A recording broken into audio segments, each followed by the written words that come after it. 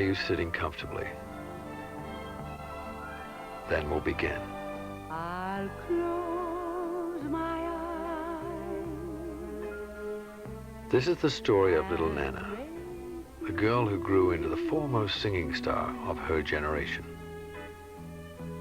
Said to have been born in a travelling band in South Wales, Dorothy Squires has come full circle. She's found a home in a Welsh valley in a house lent to her by a lifelong fan. When I was a kid of about 2.5, all the tea baths in Wales, you know, toilets were out in the garden. There are 2 or 3 Dorothy Squires, you know. She's a mixture of everything with a fabulous, fabulous personality. People either have a charisma or they don't have a charisma. I read an article the other day where it said that you can develop one. I don't think you can develop charisma. Either you have it or you don't have it, and she has it. I can remember it distinctly. And I put my hand up on the wall and I said, "Rain, rain, go away, little Nana wants to pee." Yeah, because everybody... It's born in you. It's born into an artist. When they walk into a room, you know that a star has just walked in. That fluidity always became a sort of, it was synonymous to me. This is why I put it down. This is why I titled the book. Because before I did anything like play or laugh or cry, "Rain, rain, go away, little Nana wants to cry," I'd sing this. I close my eyes and make believe it's you.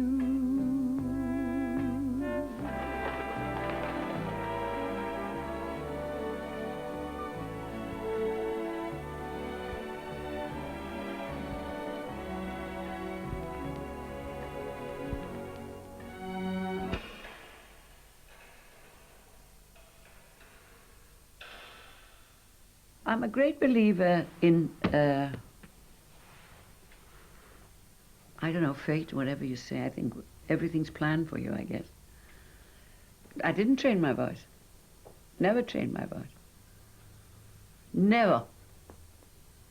And I saw America, lived in America, the man on the arm of the man that loved me, and I loved him. So what more can you ask?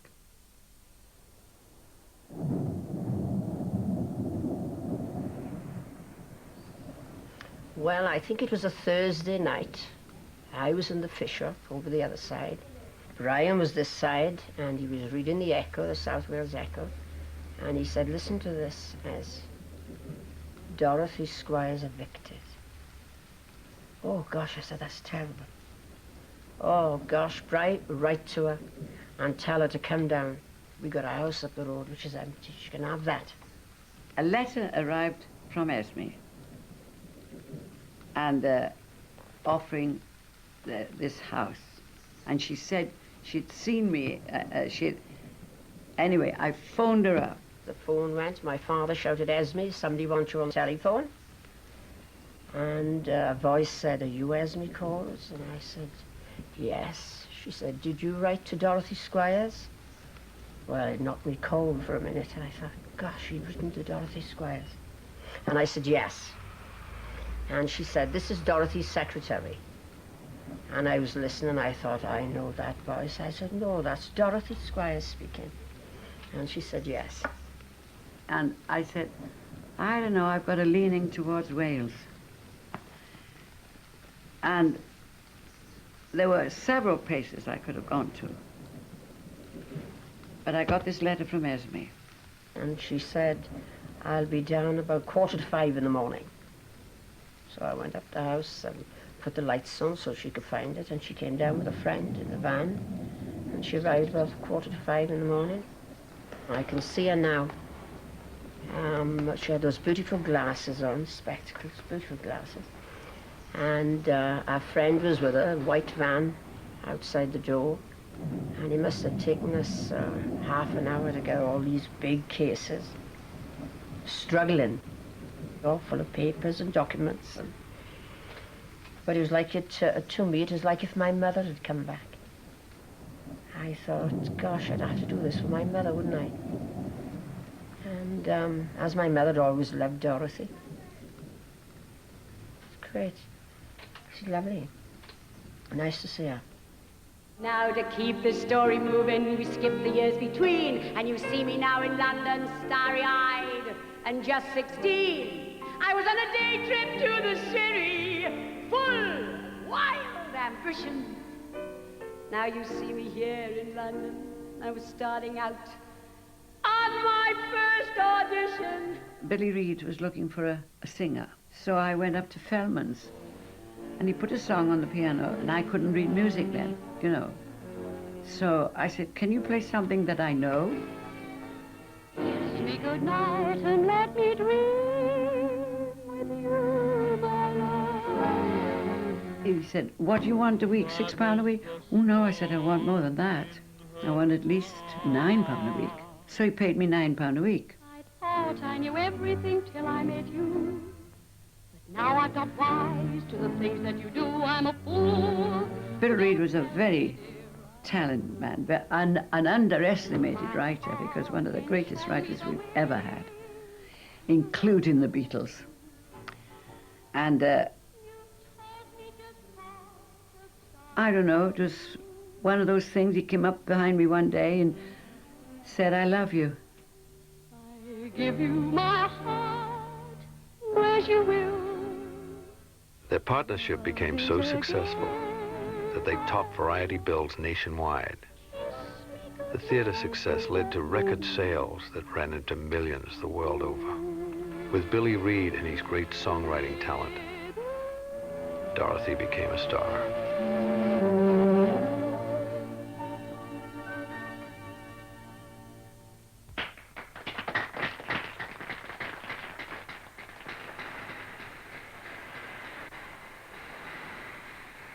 When I first knew Dorothy, she was, I met her at Finchley Park Empire when she was doing a double act with Billy Reid.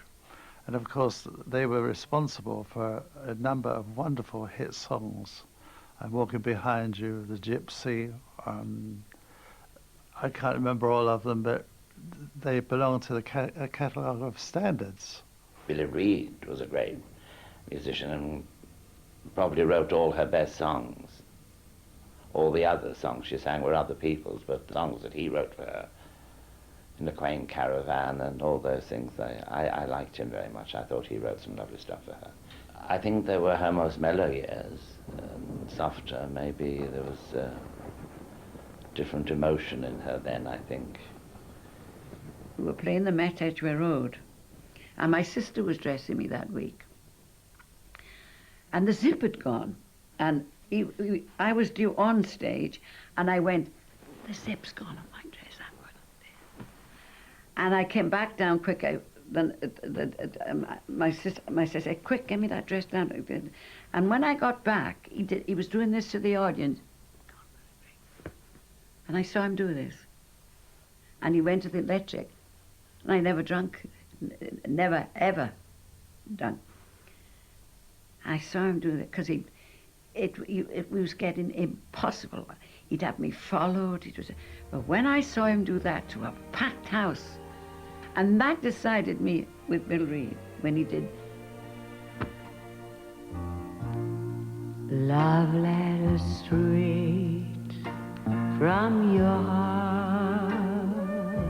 With the Billy Reid chapter of her life closed, she was soon established as the premier female vocalist of the day. Her charisma and spectacular stage performances became a trademark, along with a lifestyle to match.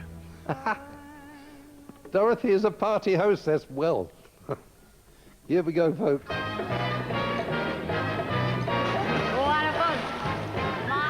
The setting for many of her legendary showbiz parties was her beloved mansion, St. Mary's Mount in Bexley, Kent.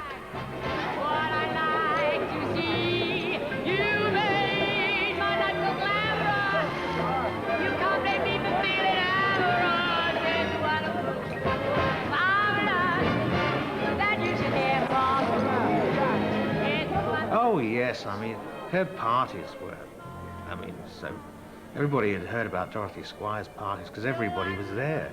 Oh, parties beyond belief and stars beyond belief. They were on there. Engelbert Humperdinck, Tom Jones, Kathy Kirby, actors and actresses galore. She really was the hostess with the mostess. When she threw a party, Nothing was missing. There was drink and food for as long as the party went on. Nothing ever ran out. She was a wonderful hostess. At a party thrown in honor of her friend and record producer Norman Newell, she was to meet the man of her life. Well, I think everybody knew Dorothy at the time that I met her. She was a very big star.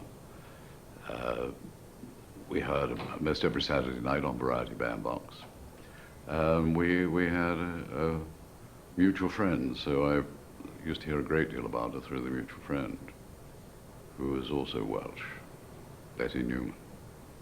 Betty came up to me in the lodge, from the lodge. She said, I phoned Roger Moore. I said, who's Roger Moore? I got a call to go, did I want to go to St. Mary's Mount for a party? And I went. That's when we met. I walked over to the lounge, which is fairly big, and Betty said, this is Roger Moore. Oh, I said, how do you do? Because he didn't mean anything to me. I'd never heard of him. You know, I was a young, struggling juvenile actor. I said, would you like a drink? No, thank you. He said, I got an ulcer. And I thought, what a bore, you know. She probably thought that I was a bit of a twit, actually. I wouldn't be surprised. I said, do you want some tea? So he said, no, thanks. Then he followed me out and said, I'll put an extra cup on. So he came back, and this is the truth I'm telling you. He carried me upstairs, and I thought, the hell? Romance blossomed, and soon the couple were making plans together. White wings across the water. We moved out to Hollywood. Dorothy wanted to go out to launch a record called I'm Walking Behind You. We bumped into people like Betty Grable and